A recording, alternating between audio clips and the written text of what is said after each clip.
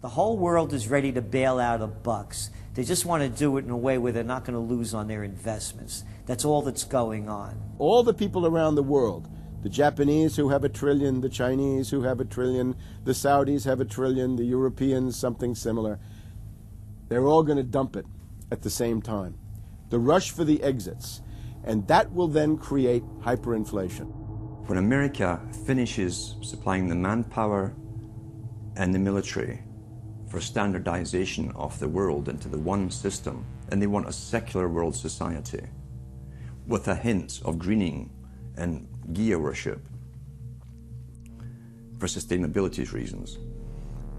America, as they're finishing off this agenda, they'll be pulling the rug from underneath Americans at home at the same time towards the latter stages.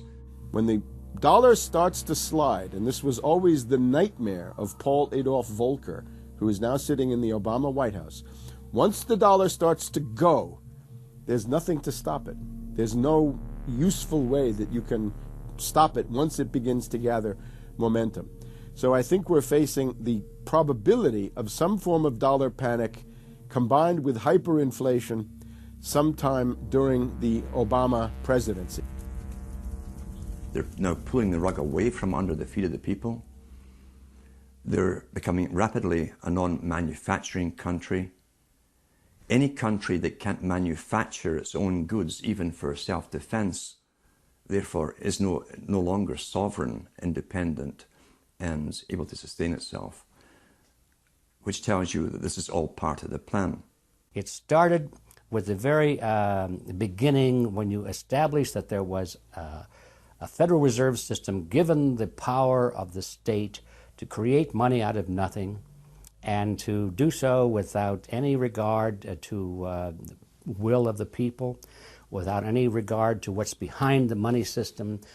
In other words, strictly political and economic motives for the bankers and the politicians. Once you granted that power to a group, the Federal Reserve System, the economic crisis was inevitable. This has happened before. Every time in history when the government was given the power, or a group of banks in conjunction with the government was given the power to expand the money supply at will, those economic systems always wound up in crisis and always collapsed.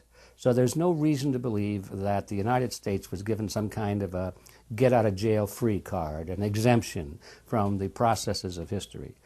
So the economic crisis began at the very beginning, and as a matter of fact, when the founders of the Federal Reserve System met on Jekyll Island back in 1910 and were drafting the Federal Reserve Act, one of the things they discussed was how to pass on the inevitable losses to the taxpayers.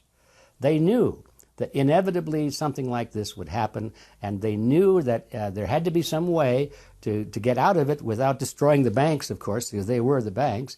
And they said, aha, we'll go into partnership with the government, we'll take our cartel agreement and pass it into law, call it the Federal Reserve Act, and we'll make the taxpayer come online and be responsible to bail us out if and when the failure finally comes. Who's going to soak up the derivatives? Who's going to soak up the debt? Who's going to be penalized? And right now, it looks like Wall Street's getting bailed out, and the little guy in the middle of Main Street America are all going to pay the penalty. Can the economy be turning around here? Are happy days here again? And can we actually have growth without jobs? Is this an oxymoron, jobless recovery? We're going into the greatest depression. There will be no job growth. Unemployment will continue to escalate. Along with it, so too will crime, poverty, kidnappings, boss snappings. And the more things spin out of control, the harder the hammer is going to come down by the federal government to keep everyone in control. Power is much, much more important to them than money is. Money is only a way to the means. Power is the end result. The elite's main goal is to destroy national sovereignty and individual independence. To consolidate their grip on power, the banksters create artificial debt bubbles that are mathematically impossible to pay back. These are those sinister, toxic assets, the complex financial instruments that they talk about but never really name. They're paper based on paper. They're credit default swaps, collateralized debt obligations, mortgage-backed securities, asset-backed securities, structured investment vehicles, auction rate securities, and so on down the line. It's an immense mass of cancerous, fictitious, speculative paper, bloated in value, impossible to bail out. Triage the derivatives on their books. There's no way to bail out a $1.5 quadrillion black hole of derivatives, but nevertheless they tried. The Wall Street cronies are crooks. If you leave the vault to the bank open, these people are going to help themselves. The job of the government is to make sure there's somebody there to make sure the vault is closed, and very few people have the combination.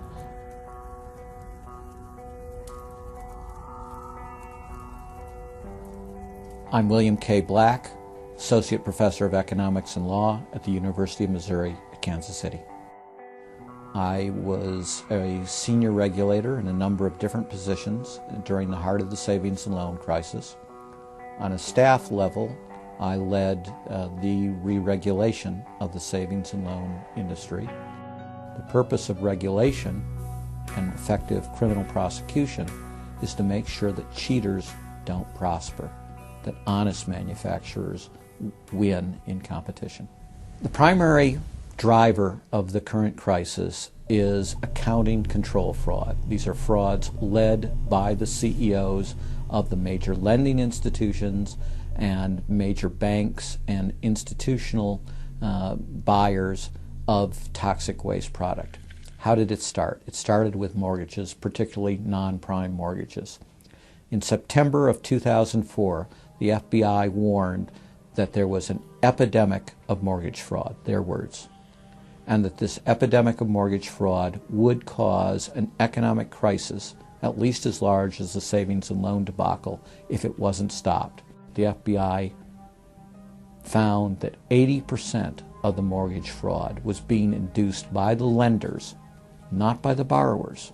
You know, much of the rage has been against the borrowers, but if you want rage, it should be at the CEOs who became fabulously wealthy by following a strategy based on fraud.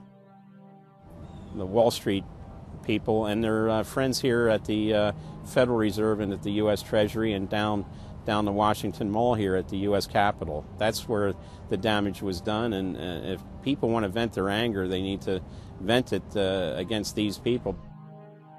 Between the Bush-Paulson administration and the Obama, Summers, Geithner, Volcker administration, there's really a total continuity of economic and financial policy. Geithner was on board at the Fed, the New York Fed, dealing with all these institutions. He didn't get it.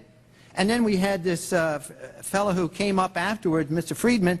He was on the Goldman Sachs board, and he didn't last too long as a Fed chairman. Why? Because he had a conflict of interest. Is it possible that there's so much conflict of interest here that all you folks don't even realize that you're helping people that you're associated with, and you should be recusing yourself for America's ethics? I behaved with the... You don't think you should have recused yourself when you asked Lehman to go in bankruptcy, you didn't put Bear Stearns in bankruptcy, and then you folded Merrill Lynch into... I mean, isn't there some point where you got to say, hey, I got a conflict of interest here?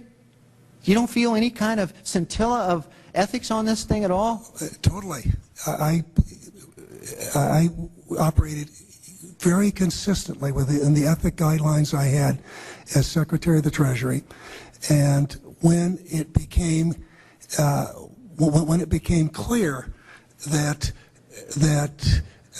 we had some very significant issues with Goldman Sachs and with why didn't you recuse yourself with Morgan Stanley, what I did then, it would have been very wrong for me to recuse myself. What I did was I went and got a waiver from the ethics agreement, because when we had concerns... Who is in charge of the ethics agreement? What? Who's in charge of the ethics agreement that you got a waiver? We have a Office of Ethics at Treasury, and we have a White House ethics office. So you got it from the legal counsel from the White House? We got it from the government ethics office. So we had Snow, we had Paulson, now we have Geithner.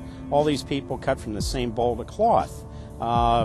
These are not independent Treasury secretaries. They're part of the problem, not part of any solution, and it would have been nice to see President Obama effect some change in Treasury, but of course, he went and got a Wall Street insider as his Treasury secretary.